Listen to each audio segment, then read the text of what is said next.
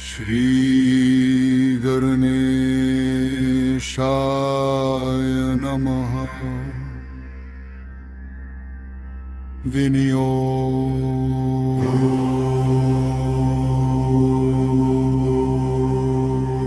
संकल्प।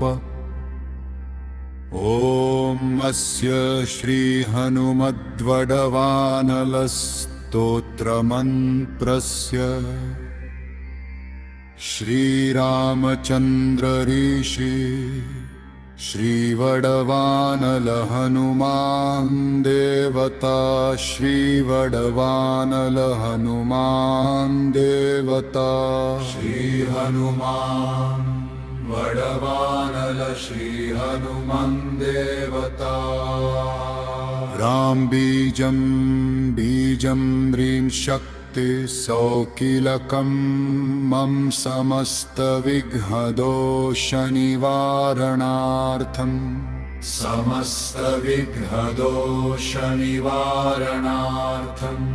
सर्वशत्रुक्षयार्थं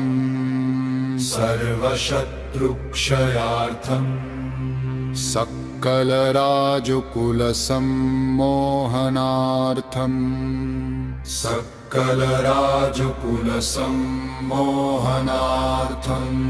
मम समस्तरोगप्रशमनार्थं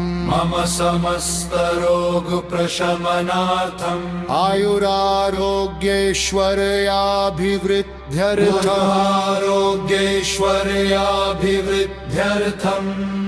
समस्त पापक्षयार्थं श्री सीतारामचन्द्र प्रीत्यर्थं हनुमद्वडवानल स्तोत्र जपमहं करिष्ये। अथ ध्यानं मनोजवं मारुततुल्यवेगं जितेन्द्रियं बुद्धिमतां वरिष्ठं वातात्मजं वानरयूथमुख्यं श्रीरामदूतं शरणं प्रपद्ये। ॐ राम ॐ नमो भगवते श्रीमहाहनुमते प्रकटपराक्रम सकलदिङ्मण्डलयशोभितानधवलीकृतजगत्प्रीतय वज्रदेह रुद्रावतारलङ्कापुरी दहन उमा अमलमन्त्र बुद्धिबन्धन दशशिर कृतान्तक सीताश्वसन वायुपुत्र अंजनी गर्भसम्भूत श्रीराम लक्ष्मणानन्दकर कपिसैन्य प्राकार सुग्रीवशाहरणं पर्वतोत्पाटनं कुमार ब्रह्मचारिं गभीरनाद कुमार ब्रह्मचारिन् सर्वपापग्रवारण सर्वज्वरोच्चाटन डाकिनी विध्वंसन ॐ नमो भगवते महावीरवीराय सर्वदुःखनिवारणाय ग्रहमण्डल सर्वभूतमण्डल सर्वपिशाचमण्डलोच्चाटन भूतज्वर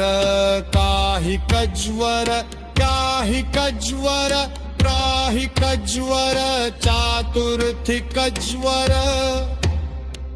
संतापज्वर विषमज्वर तापज्वर माहेश्वर वैष्णवज्वराञ्छिन्दी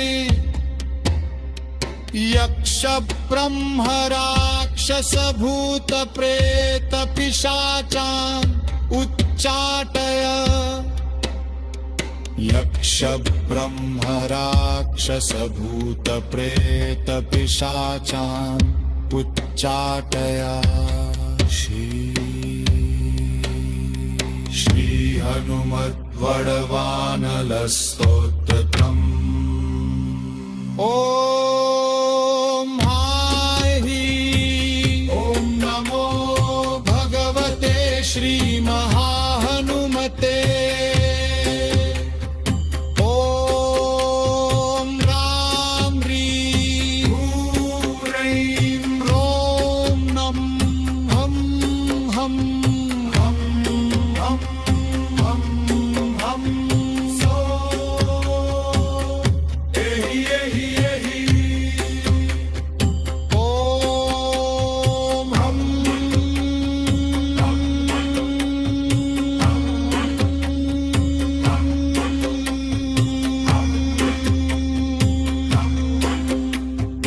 ॐ नमो भगवते श्री महाहनुमते चक्षुर्भूतानां शाकिनी डाकिनीनां विषमदुष्टानां सर्वविषं हर हर आकाशभुवनं भेदय भेदय छेदय छेदय मारय मारय शोषय शोषय मोहय मोहय ज्वालय ज्वाल प्रहारय प्रहारय सकल मायां भेदय भेदय ॐ ह्रां ह्रीं ॐ नमो भगवते श्री महाहनुमते सर्वहोच्चाटन परबलं शोभय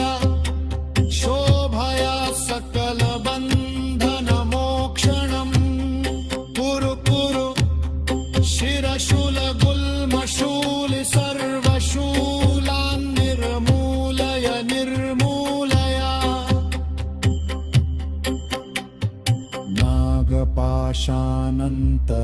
नागपाशानन्तवासुकितक्षक कर्कोटक कालियां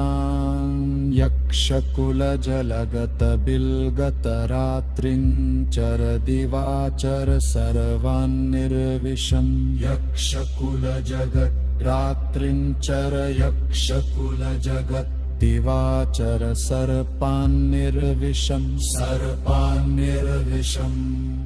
कुरु कुरु स्वाहा